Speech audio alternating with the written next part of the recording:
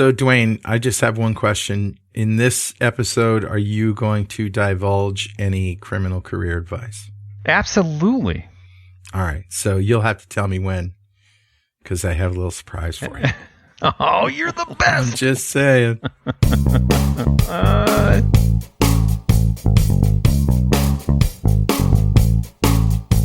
Hey, guys. What's up? Hey, how you Hey, doing? Carl. How you doing? I'm all right. Good. So, no hacking this week, right? No, it's always super quiet, quiet. right? Yeah, we're just going to call it a day. Thanks for coming, Well, listeners. there's a few things. All right. There's a few things. What happened this week? Let's start with North Korea That's always fun. with a side of Russia. Oh, what? Okay. So, crazy with a side of nuts. So what's happening is a hacking group known as APT-37, which is associated with North Korea. APT again stands for Advanced Persistent Threat. Okay. So bad guys from North Korea, traced to North Korea, and they're using a tool called the Coney Rat, a remote access Trojan. Okay. And what's interesting about the story isn't that North Korea is doing hacking, that's old hat, or that they're using this technique. It's that the techniques they're using and even the IP addresses that some of this stuff traces back to has been associated with attacks by Russian groups in the past that are associated with the Russian government, specifically Fancy Bear. So that kind of means geopolitically, Russia and North Korea are sharing information when it comes to hacking or something. Or Russia is doing it and making it look like North Korea. A frame job. Oh. Or, I mean, the frame within a frame. Russia's doing it. If I was Putin right now, I'd want as many crazy people with nuclear weapons on my side as possible. You would think so. Yeah, I think most of the people who are crazy with nuclear weapons are already in his side. I mean, they're getting drones from Iran, North Korea. I don't know. It could be a false flag, but it's most likely that Russia is working with the North Koreans and helping them do stuff. Is there anything Joe listener can do about this? No, it's more about understanding that they're very complicated. If you read the article on Bleeping Computer about it, it gives some diagrams that show just how convoluted the process is for them to deliver the payload, how many redundancies they have built into the process. Okay. Yeah. So it's just interesting. Yeah, it's an interesting article. First off, I want to know who names these things. Yeah. Because this campaign is called the Stiff Bison? Bison? Bison? How do you even pronounce Higgs that? boson. Honestly. Boson? Who Stiff knows? boson. Right? Steve Boson. I think the reason Patrick's not laughing is because a dog started barking and he muted his microphone. I did, yeah. I heard that. I can't catch a break today. You cannot, sir. I know. We started recording this show 15 minutes ago, and then all of a sudden it sounded like a refrigerator was like on fire. What the heck was that? I don't know. They were cutting holes in the house or something? Yeah, there's a saw being operated. There's a saw. In the torture Should we room. be Constant concerned? construction. Should we be concerned? We hear screaming. Well, at It's least there's fine. no We'll edit screams it out. accompanying the saw. That's all that Yeah, you really right, care about. right. It's fine. It's fine. All right. So to summarize this North Korean Russian thing, nothing to worry about, purely entertainment value for you. 100%. Unless you're in the crosshairs of an international, a nation state. If you're in the crosshairs of a nation state, prayer's your only hope, anyways. Right. Okay. Or in this case, don't click on an email with a Word document. Well, yeah. So that's good advice. well, yeah, anyway. that's good advice all the way around. Yeah. This next story is all Dwayne. Hackers scanning for vulnerabilities within 15 minutes. Oh, I love this one. Hey, Carl, you gotta get ready, buddy. All right. Let me bring this story to bear first, and then we'll do it. All right. Okay. So, new research shows that hackers scanning for vulnerabilities within 15 minutes of disclosure. 15 minutes. So let me break that down a little bit. So we have CVEs, and remember that's just a vulnerability. It's a number you give to a vulnerability that's important enough that either, and it's on a scale of 1 to 10, and 10 is like the system burns down and you get access to everything, and one is kind of a nuisance. Isn't a CVE like a hack ID, kind of a number that identifies this particular hack? Yes. Yeah, it's a hack ID, and then those have a score with them, and that score can rate how bad that CVE is. Okay. MITRE came up with a tracking system, and the CVE is the value for it. All right, I got an easy way for us to keep track of them. Apparently, an easy way for hackers to keep track of them too, because when new CVEs get announced, so what typically what the process is, if it's a white hat hacker, a good guy who discovers a vulnerability, then they'll do what's called a responsible disclosure. So they'll actually disclose to the company that has the vulnerability, whether it's Cisco or wherever, hey, I found this vulnerability. I believe it's important. That company, whether they have a bug bounty or not, may pay a bug bounty out, may not. And then what'll happen is there's a certain amount of time, it's usually about 90 days, that the company has to fix that bug. Okay. Or the researcher then can responsibly disclose it publicly. Can say, hey, I gave this to the company 90 days ago. They did nothing with it. So here's the vulnerability, so that all of the blue teamers out there, the people protecting systems, know about it and can do something. Right. And now I think I understand the context, because there are hackers out there who within 15 minutes of that publishing attempt to access it. Well, a little bit different. So what happens is nobody knows about it for that 90 days. Right. Except for the researcher and the company. Right. And then when there's a patch released, it usually is announced. Hey, listen, here's a CVE. It was for, I don't know, it's for this particular router, or in this particular case, it was for, I believe, a big IP system Microsoft that they were does it looking every at. Tuesday. It's Patch Tuesday. Happens every day. Yep, and they come out with a list of CVEs. They say these are the CVEs. Here, this patch is fixing. Go apply the patch. The moment that hits the wire, within 15 minutes, hackers are searching for systems that aren't patched. So is it a way to then find hackers, and therefore your career advice is wait 15 minutes? Is that it? No, wait. My career advice, hacker career advice. Ready? Here's your theme song. It's criminal career advice.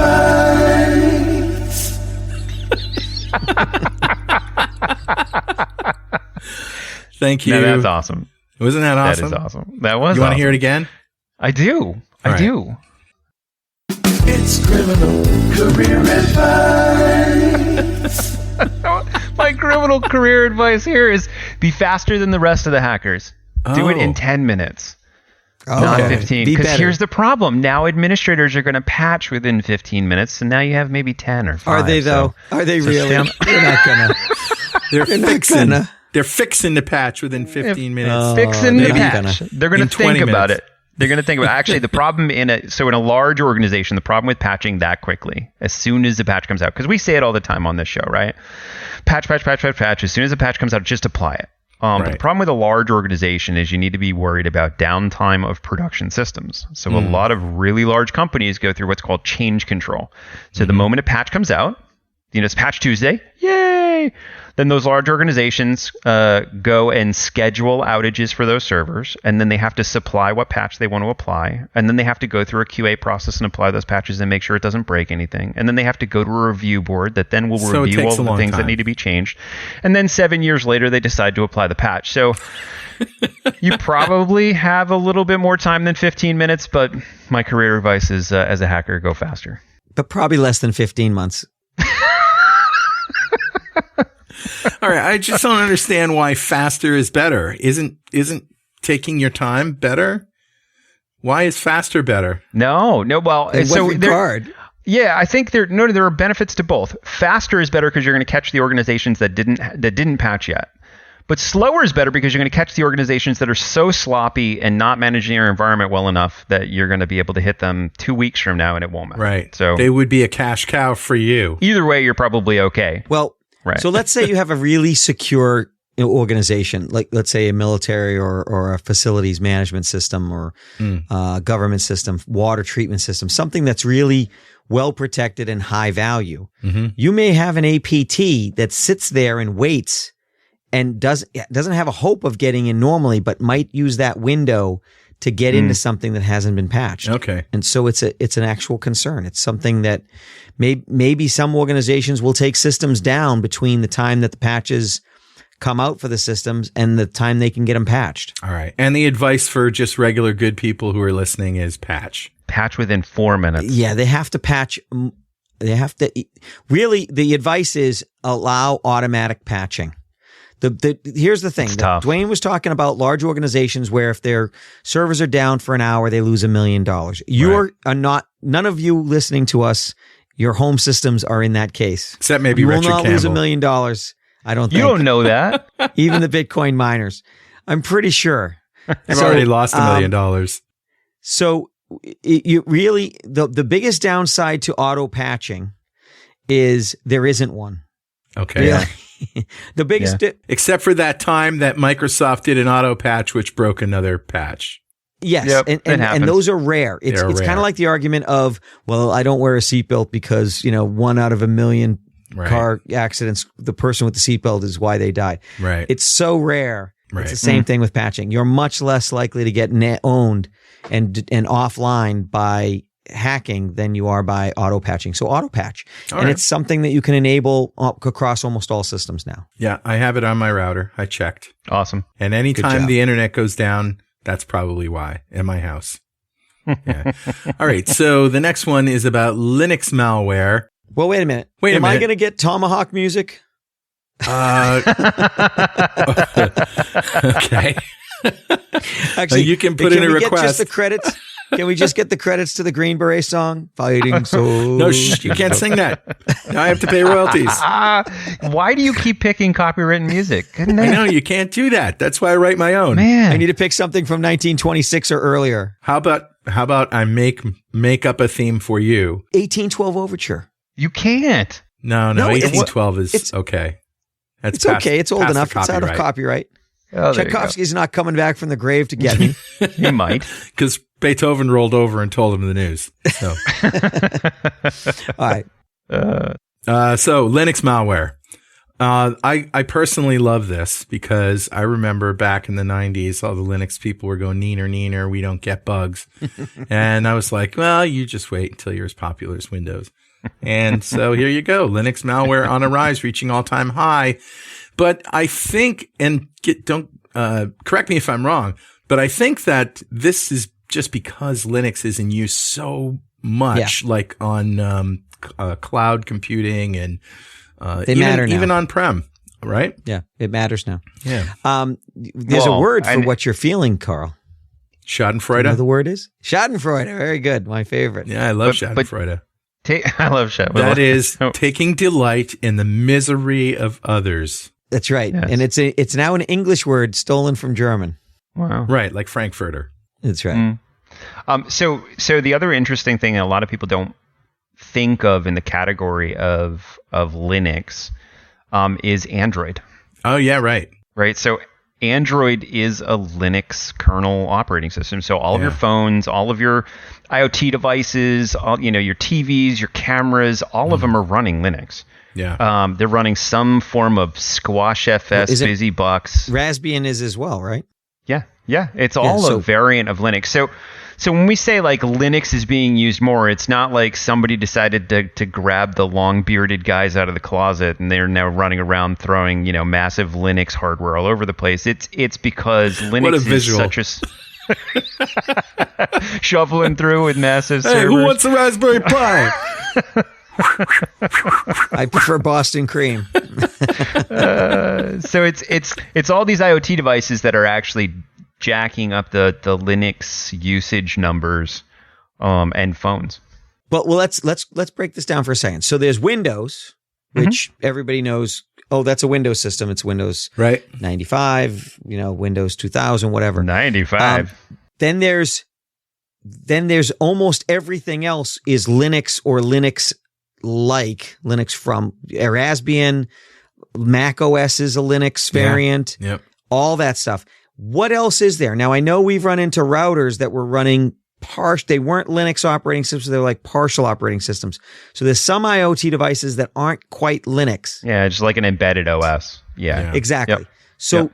those are the only three that I know of. Is there anything else? I don't know. It's probably running in your car. Well, that's got to be a Linux machine. There's the control systems also that are used at like nuclear plants and stuff like that. They run a different OS. PLC controllers and that sort of stuff. But isn't that Linux based or Unix based? I can't imagine a nuclear controller Linux based is on any kind of network whatsoever. You'd be surprised. Oh my we're God. not at liberty to talk about that. I can neither confirm nor deny. Should I take Let me out, pick sir? it to see if it's up. Yeah, still there. Oh look, pictures of the Red Forest. Now I'm scared. So, well, is that one Unix based? The controller? So they can be. A lot of it's custom code. Unix, they for can those be. who don't know, Yeah. is Linux for Republicans. So What? Bell Did I Labs say something developed offensive? AT&T No, Unix, no. and then Linus Torvald took that basis and created Linux from it, and Linux has been more successful than Unix. Because Unix was what? Expensive. You had to pay for Yeah, it. well, yeah, you did need a license with, but Linux is free. and I think Linus actually took it from Mint OS, something like that. That was actually a spin-off of Unix, which is it's interesting. All right. So anyway, Back in the 70s for people who cared about that. so you got to be careful about Linux malware if you have any kind of Mac or Android phone. If it ain't Windows and you own it, it's probably Linux. Yeah, and Yeah. that's the thing is like I could see, the listeners glazing over if they see, if they're like us and they're watching, exploits fly every day. And you see a bunch for Linux, you go, I don't have any Linux devices. And I can tell you, even in my personal sphere, I'm mostly Windows, right? So I use an iPhone because those are damn hard to break in. Is iOS based on Linux? That's what I was just going to say. It is not. That is one of the exceptions. iOS is a ground up operating system. Wow. Yeah. So, iOS is harder to breach than Android. We've tried. So, we typically use iPhone. You know how I breach the OS? With a hammer. Yeah. With a hammer? Yeah. That usually works. Yeah. That usually works. Get you right inside. Yep. Absolutely. Take You can see all anything the you data. want. It's Yeah, you can a see all great the way. data. And all kidding aside, it's a great way to dispose of a phone if you're thinking of getting rid of it. Put a Yes. nail You're through a it. rageaholic. We have an organization that has a hard drive shredder. I've heard I of don't know if those. They put phones. Yeah, they'll throw a hard drive in and it just punches it right up. Carl. Pretty gnarly. I can't see you. Where? Reminds me of Fargo. I don't Did you pull those I don't out? get Dwayne rid has of a any deck of them. of I just phones. hold on to all of them so that Dwayne they has can never a deck of phones, literally a dozen phones in his hand. And that came out of the drawer of broken dreams, right? It did. Yes. Yeah. One of these days I'll throw them in a fire and I know. I have several myself. yep. But the moral of that story is don't if there's an exploit that comes out for Linux, don't assume that you may not be safe. vulnerable to it because you may be running, a Sony TV that's Turn it off, running turn it Linux on in the again. background. You might be running an Android phone that's running Linux in the background. So Right. there's all sorts. Turn them off, turn them on again. And just in case you thought Windows was exempt from this, oh no. As a matter No of one fact, thought Windows was exempt. Well, I mean, we've been acting that way, haven't we? That Yes. everything that isn't Windows is Linux and blah blah blah. But as we have been talking about Microsoft Office, which has now become a kind of a pariah in this little milieu, hasn't it? The latest on that is as Microsoft blocks Office macros, hackers find new attack vectors. And I thought Microsoft had not blocked Office macros. What's going on Yes here? and no. Yeah, so Go ahead, that's well, yeah, and I was going to say on our last article, there's something else I want to mention, but we'll hold off for now. All right. We'll hold off. So the macro story, it's interesting. So we on this show have even seen, articles come out. Microsoft announces early this year, we're going to stop macros. Listen, everybody's getting owned by macros. We're just going to do away with them. Mm-hmm. And then we see articles that come out where Microsoft goes, listen, we're backing down from that. We've got a lot of pressure from our corporate, customers. So you know what? We're not going to disable macros. And then just last week, Microsoft came out. There was another article that came out and said, you know what, we are going to block macros. It was like the day that we recorded, like an hour after we finished recording. The day we were recording last week. You know what? I knew that extra listener download was coming from within Microsoft. was the Microsoft product manager for Office. And they said, oh my God, the security this week guys are talking about us. We're doomed. Millions of listeners are going to revolt. They're coming at us with pitchforks. No. Hide. With their Starbucks coffee in Seattle. So now Microsoft is as of July 20th, and I'm literally, so it got to the point where there's so many conflicting articles at this point. We decided just to dig in at Microsoft's site. So Microsoft at doc.microsoft.com, Okay. July 20th, said VB macros are a common way for malicious actors to gain access to deploy malware and ransomware, which we all know. Mm-hmm. Therefore, to help improve Office security, we are changing the default behavior of Office applications to block macros in files from the internet. Okay. So let's break that down a little bit. Wait a minute. I thought they were already if I download a XSLT or whatever from the internet and I load it, editing is not enabled. And does that mean macros are not enabled? No. This is different. That doesn't mean that? Yeah, no. I think this is different. This is saying it will legitimately be blocked and you cannot turn it back on. The screen, you know how at the top of the your Office application, either Word or Excel or whatever, it says this file contains macros or whatever. Do you want to enable them? Yeah. That's won't be there anymore. It will say security risk. Microsoft has blocked macros from running from this source file as it is untrusted. And then all you have is a button that says learn more. That's it. You can't enable them. Wow. Now, which is right, which is the way to do it. Which is great. Here's the problem. They have customers. That's a problem. No, here's a problem. And I'm going to give a little hacker advice. Wait a minute. Hang on. It's criminal career advice. Here's your criminal career advice. Okay, so that should come after the advice. Oh, we'll do that too. That might be nice. I like that. Yeah. Okay, so a file that comes from the internet is tagged with a piece of metadata, which is called a mark of the web. Mark of the web means that file, if you were to look at sort of the tagging, the sheen around that file, if you will, it knows it came from the internet. However, there are plenty of ways for you to send a file to somebody that does not get the mark of the web. Right. So by default, if you were to zip something up in, say, a 7-zip, when you unzip it, 7-zip for the longest time wasn't maintaining the mark of the web. The zip file had the mark of the web, but the Word document that came out didn't. If you put it in an ISO and deliver it as an ISO, when you pull the file out of the ISO, it also doesn't get the mark of the web. So, all right, an ISO is a drive image, right? Correct. And you mount it, and it becomes a hard drive. And all the files on that drive are not marked to the web. Right. Don't have the mark of the web. Right. So your criminal advice here is, okay, I get it. They're going to disable macros for anything that has mark of the web. We'll now just deliver it without mark of the web. So there you go. There's your criminal advice. It's criminal career advice.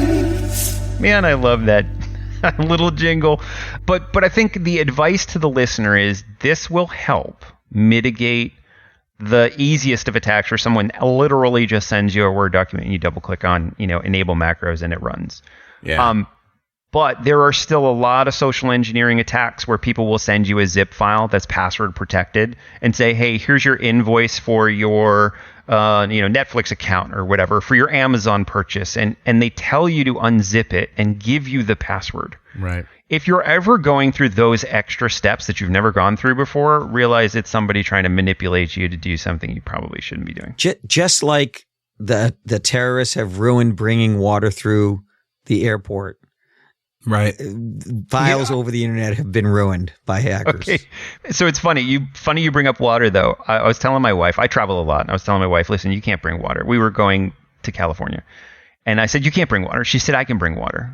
And I was like, you can't bring water on a plane. She said, yeah, you just freeze it first.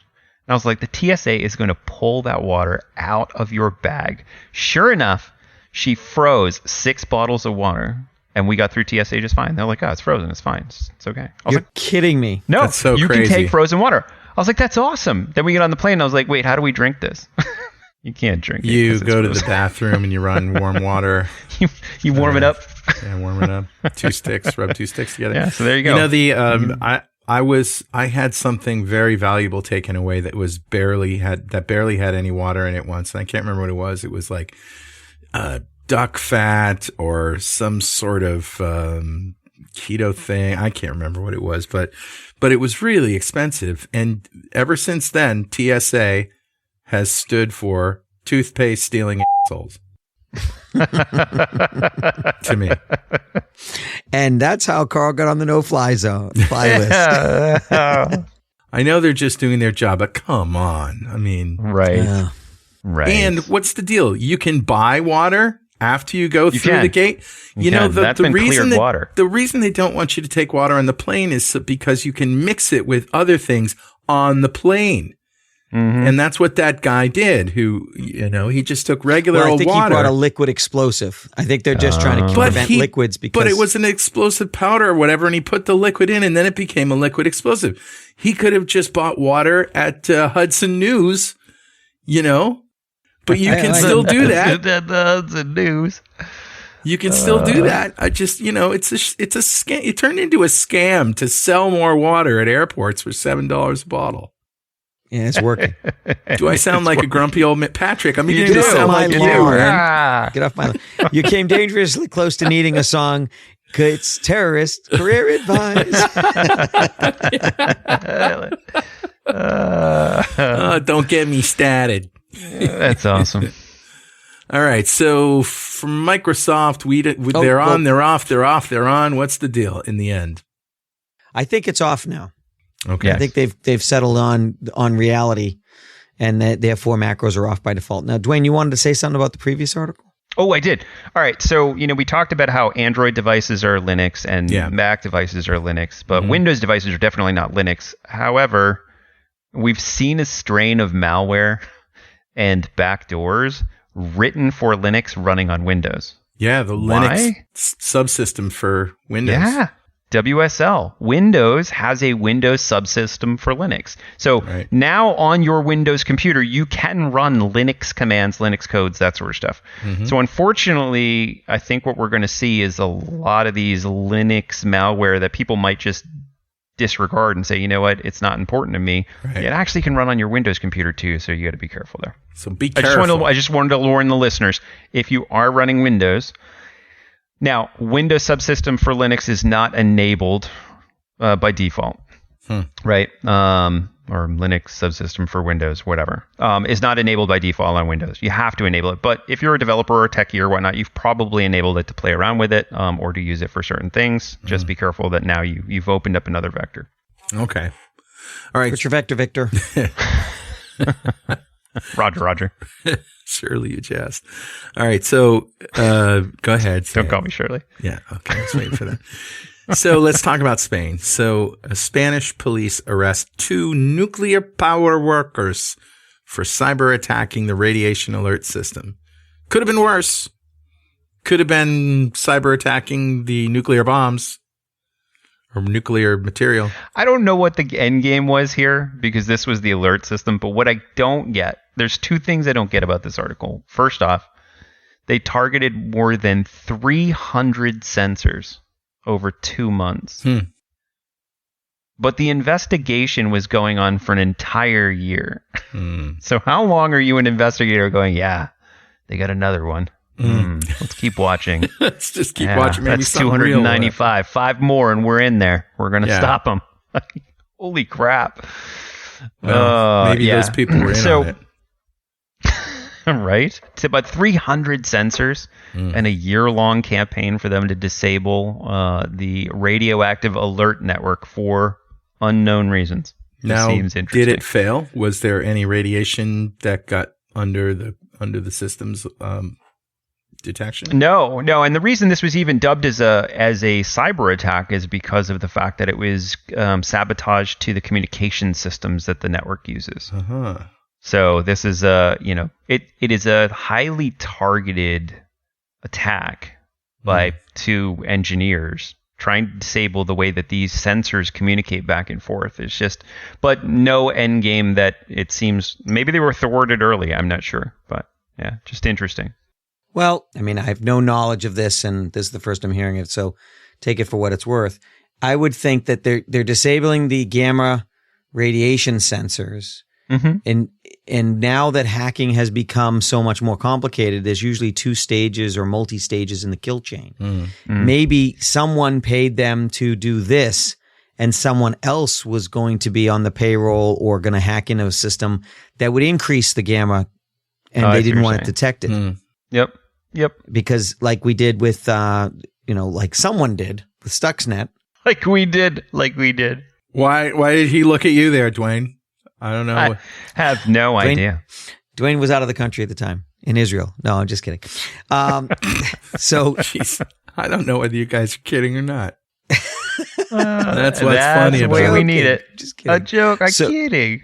So I could see if you wanted to do something, basically you want to do something that's not going to be tracked, and one hack to take out the sensors and to cause a radiation spill is probably two disparate systems, too noisy, too dangerous. So you pay 2 jamokes to go and disable all the sensors.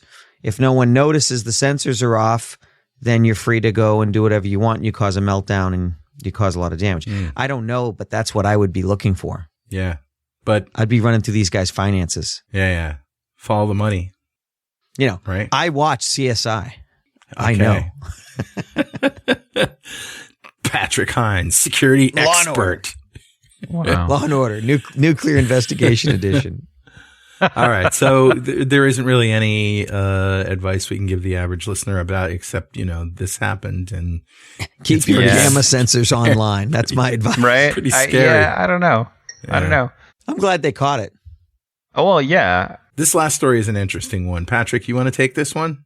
The EV charging network. So this is more about the IoT world. We don't think of a gas pump as something that can be hacked. Yeah. Although that more and more they can. But now there's concern about the electric charging network, because they're trying to get to 500,000 charging stations across the country, and they're a target. And I don't know what kind of damage you could do, but I would imagine you might be able to overcharge a battery, cause a fire, maybe get into the vehicle through the charging system. I don't know. It just depends. There's a lot of different vehicles. It's not just Tesla. Almost everyone's got an electric vehicle these days. And if you see some guy in an anonymous mask sitting about 10 feet away tapping on a MacBook, you want to go to if only that's how it was done. You want to go to a different charging station. You should get in your car immediately. Yeah, because there's no way he's hitting another one far away, right? Right. Well, no, but wait. Imagine though, you drive, and this is one of my concerns. If I were to have an EV, but you drive, 200 miles in your electric vehicle, and you go to pull up to a station, and you go to plug in, and you realize that the pump has now been disabled or denial of service or been shut down with a piece of malware or something along those lines, right? So now you're like, okay, now what, right? Now what? I need to drive to another place to try and plug in, and hopefully I have enough electricity to do that. So I could see that being disruptive. Yeah. Well, that's why. Well, yeah, that is a problem. That's why you always carry 2 balloons so you can generate static charge. I would carry a helium tank and 1,000 balloons. And then it would float away. Yeah, you could, and a lawn chair. You could just. So Saturday Night Live had a skit where they had a car that was powered by 9,000 AA batteries. And they pulled a button and they all came spitting out of the car. It was Julia Louis-Dreyfus. I love it. If you do a search, oh my God, for that's awesome. That it was hilarious. I think it was the Audi AA.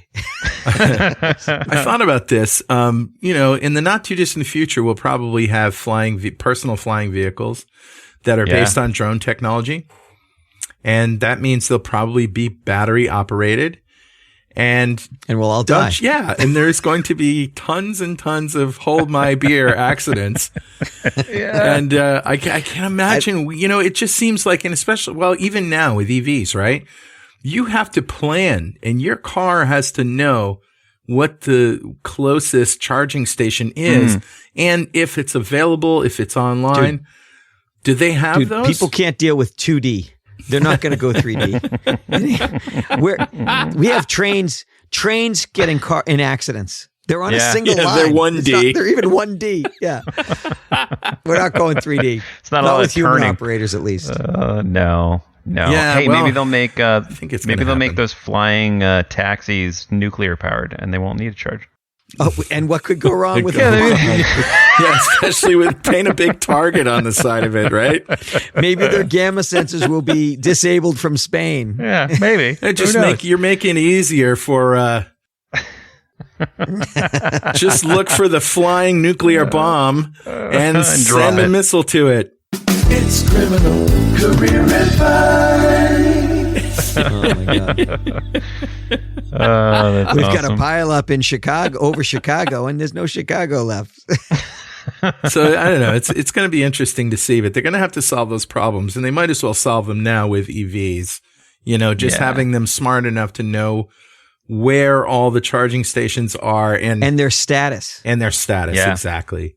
Oh, I'm sorry, we're closed today. Right, or Or there's a line and people Yeah. are waiting. Every car can charge in 10 minutes, but there's 15 cars ahead of you. Right. right. That's a big deal. Don't make me go to the airport because I know there's charging stations in the parking lot. You just have to pay for them. Okay, well, that's a show. Thanks, guys. Yes, sir. Good talking to you. Yeah, good talking, Patrick. I like the new look. You look like you're undercover somewhere in an undisclosed location, but I can make But out I some, always expect somebody's going to bust in. I can make out some Wait a books minute, in they're the about background. to fire. Hold on for a second. Let me mute. And I'll come up with your Tomahawk theme song next week. There you go. I hope. Okay. All right. All right. See you guys. Thanks. Bye. Bye, girl. Bye-bye.